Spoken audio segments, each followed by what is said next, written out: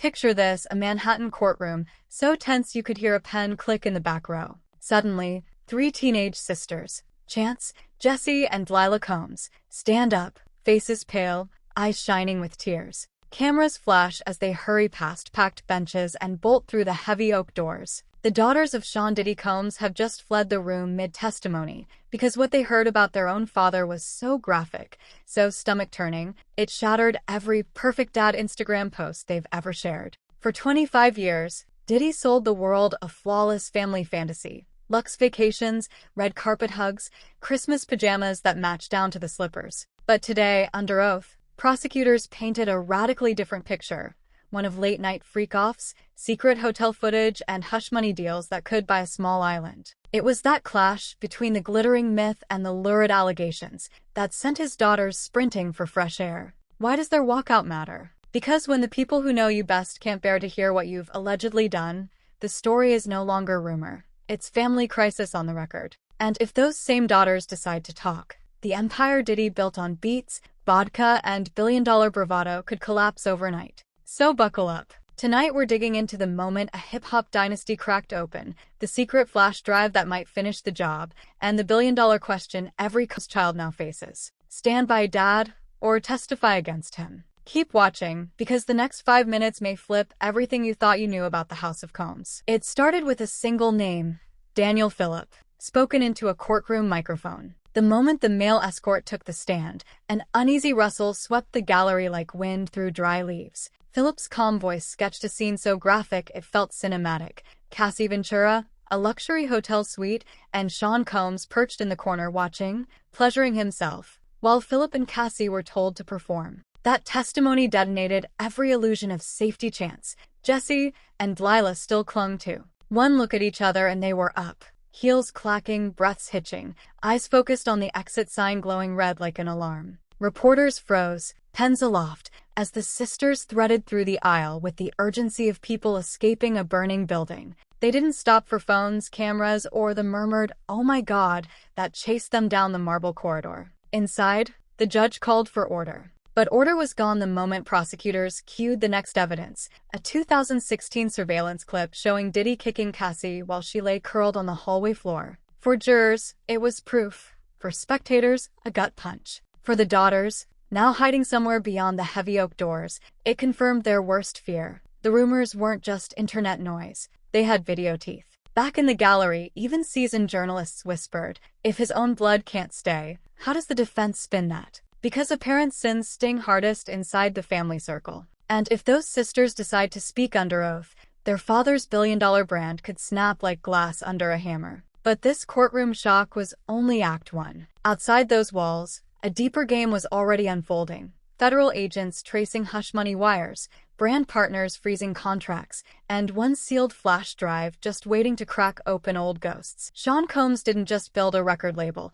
Prosecutors say he engineered a shadow economy of fear and favors. Court trackers now count 64 separate civil suits accusing him of everything from harassment to sex trafficking, a legal avalanche so large that outlets publish running Diddy docket spreadsheets just to keep up. Things escalated in September 2024 when federal agents raided his Los Angeles and Miami homes and unsealed a Manhattan indictment. In stark, clinical language, it claims Combs led a racketeering conspiracy that engaged in sex trafficking, forced labor, kidnapping, arson, and bribery, all under the banner of Bad Boy Entertainment and its satellite companies. Prosecutors argue the enterprise functioned like a cartel. Bodyguards ferried drugs, label interns booked hotel suites, accountants moved hush-money wires, and private pilots flew victims across state lines. If a guest tried to bolt, intimidation, or a silent clip from one of Diddy's notorious freak-off videos reportedly reeled them back in. Then came June 27, 2025. Houston firebrand attorney Tony Busby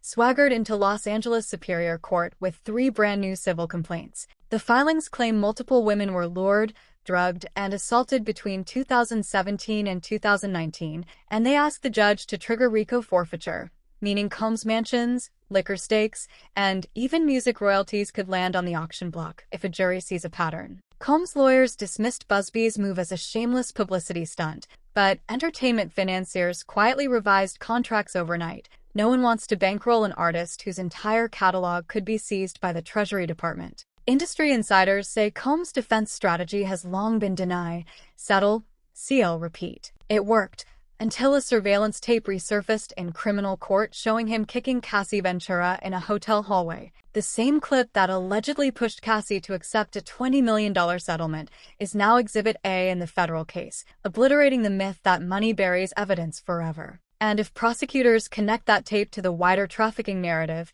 even family loyalty may buckle under oath. In November 2023, R&B star Cassie Ventura walked into federal court and filed a civil complaint that read like a true crime screenplay, detailing years of abuse, trafficking, and coercion at the hands of Sean Combs. 24 hours later, it was over. Cassie accepted a $20 million payout, and both sides released amicable statements. Defense lawyers framed it as proof the allegations were nothing more than a cash grab. Cassie now calls it hush money in a panic. But money only mutes people. It can't erase footage. Prosecutors soon got their hands on a 2016 hotel surveillance video showing Combs violently kicking Cassie in a hallway, then dragging her back inside the suite. A former security guard told jurors the mogul offered him $100,000 to keep that clip locked away. Yet here it was, rolling on every courtroom monitor while reporters live-tweeted each brutal frame. Gasps rippled through the gallery. Jurors stared at the floor, and the daughters who had already fled the trial were nowhere in sight.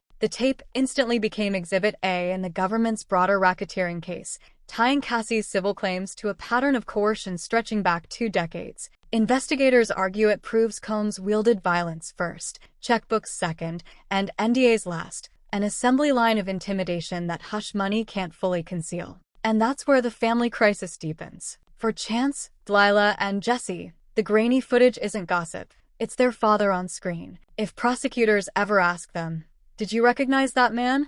their answer could detonate whatever remains of the Combs brand. Hours after Chance, Jesse and Delilah bolted from the witness box's blast radius. Combs' crisis team went on DEFCON. A slick press release hit every major outlet, insisting the girls had simply needed a moment. But inside courtroom corridors, reporters whispered that the sisters were sobbing, not merely stepping out. The gap between spin and reality widened, fast, and it was only a matter of time before family unity optics collided with raw emotion. 2 weeks later, the Combs children pushed out a joint Instagram statement. "The past month has devastated our family. Many have judged both him and us based on accusations, conspiracy theories, and false narratives. We stand united, supporting you every step of the way. We miss you and love you, Dad." The post racked up 500,000 likes in under an hour, proof that brand management muscle still flexes. But PR experts noted the wording felt law firm precise, more affidavit than heartfelt diary entry. Behind that polished facade,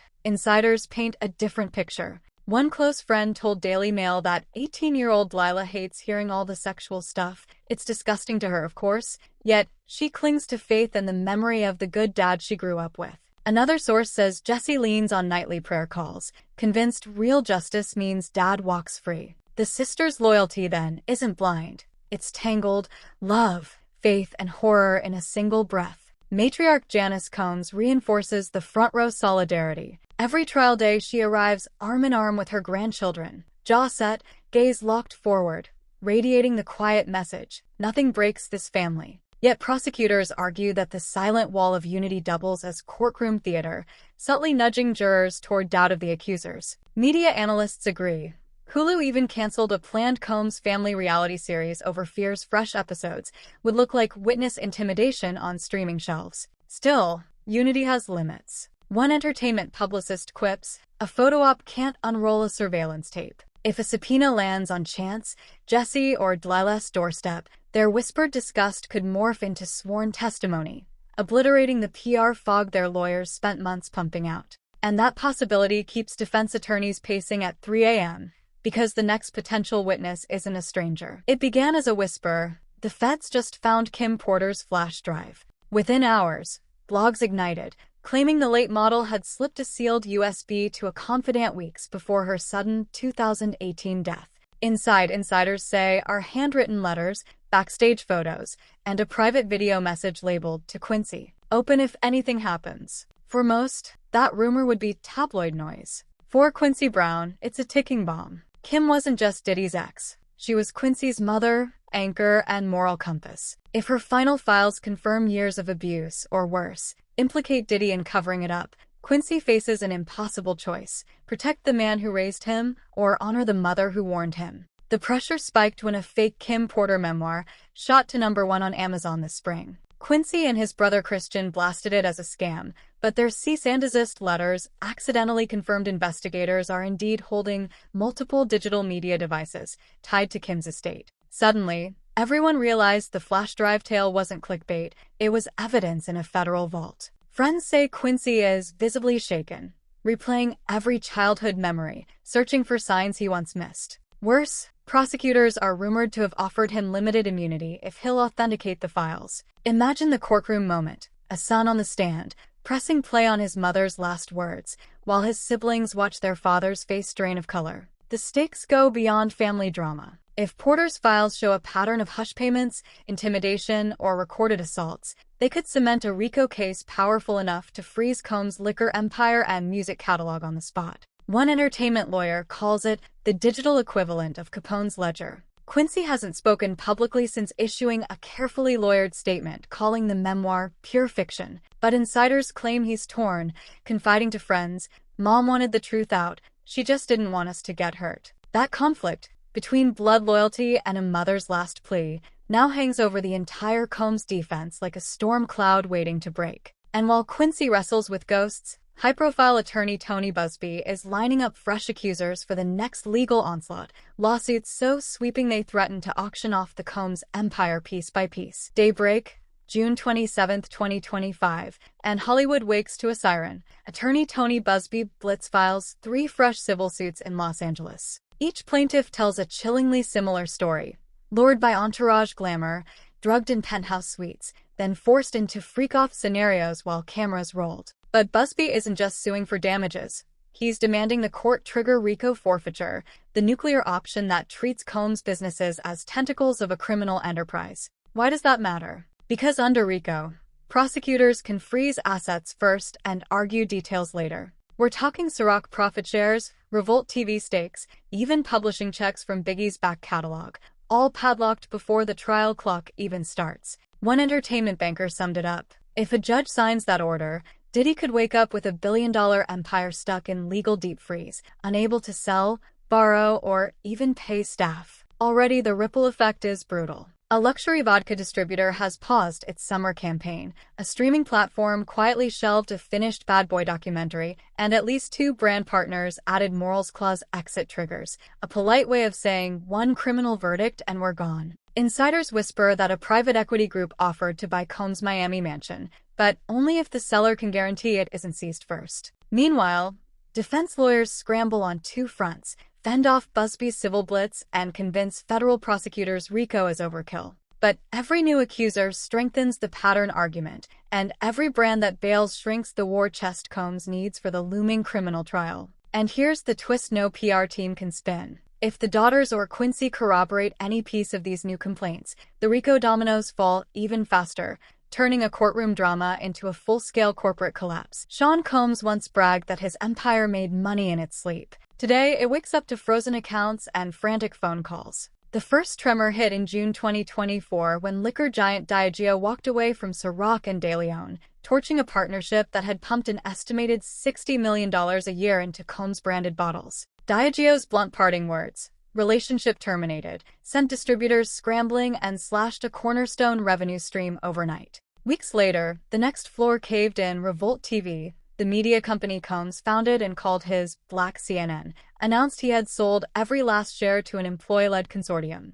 Corporate PR framed it as empowering new leadership, but industry watchers called it the legal equivalent of tossing valuables overboard before the Coast Guard boards the yacht. By spring 2025, Forbes was tallying the damage. Its headline, "Inside the Rubble of Diddy's Empire." Forbes analysts peg his net worth at barely $400 million, down nearly 50% in a single year, and warn the number could plunge to zero if prosecutors win asset forfeiture under RICO. Combs has already hired a former DOJ forfeiture specialist, hoping to firewall mansions, a GV jet, and the entire Bad Boy Masters catalog before agents slap on seizure tags. But every legal invoice drains the war chest faster. One private equity buyer reportedly offered to snap up Combs' Miami compound, only if the title came with a notarized guarantee the feds wouldn't snatch it first. Even long-loyal brand partners now tuck morals clause exits into contracts, a polite way of saying one guilty verdict and the checks stop. The collateral damage?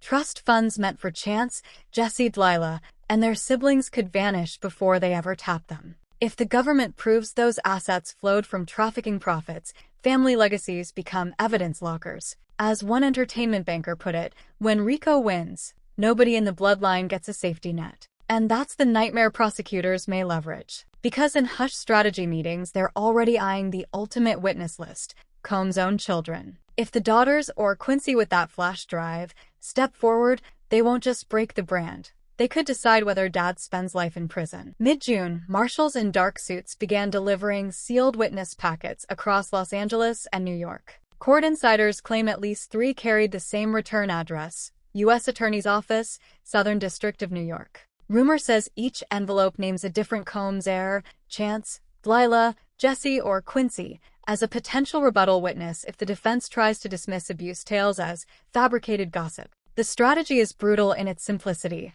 Family members are the one source jurors can't shrug off. Even if the daughters refuse to testify, prosecutors can still call them, force them to take the stand, and let their silence hang like a neon sign. One veteran ADA calls it the empty chair gambit.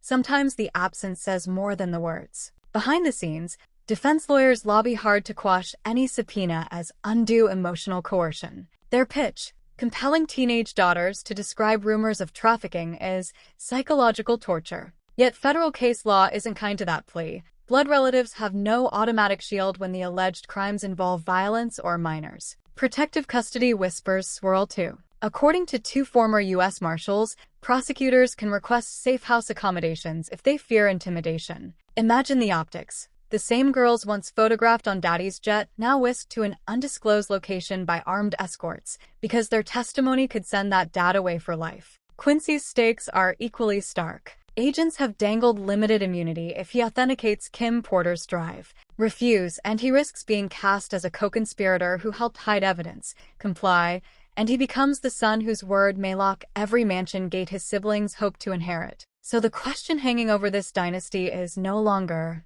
did Diddy do it? It's, will blood choose truth over blood? The moment one Combs child breaks ranks, whether by word, tear, or deafening silence, could transform an already explosive trial into the definitive collapse of hip-hop's most carefully curated family image. In a business built on platinum hits and public swagger, Sean Combs now faces a reckoning money can't remix. A single surveillance tape shattered the myth. A mother's flash drive threatens to narrate the sequel, and subpoenas in manila envelopes could make his own children the chorus that seals the finale. The hard lesson? Legacies don't crumble because strangers gossip. They crumble when insiders confirm the whispers. And if even one Combs heir breaks that hush line, the bad boy dynasty may be remembered less for chart toppers and more for the testimony that dragged it off stage. So where do you land? Is loyalty thicker than law? Or does the pursuit of truth trump family ties? Drop your take below. Share this video with anyone who still thinks fame is bulletproof, and hit subscribe. We'll be here when the verdict drops and the next headline hits play. Until then, stay curious, stay critical, and remember, in a world of manufactured image, the real story is often hiding in plain sight, waiting for someone brave enough to tell it.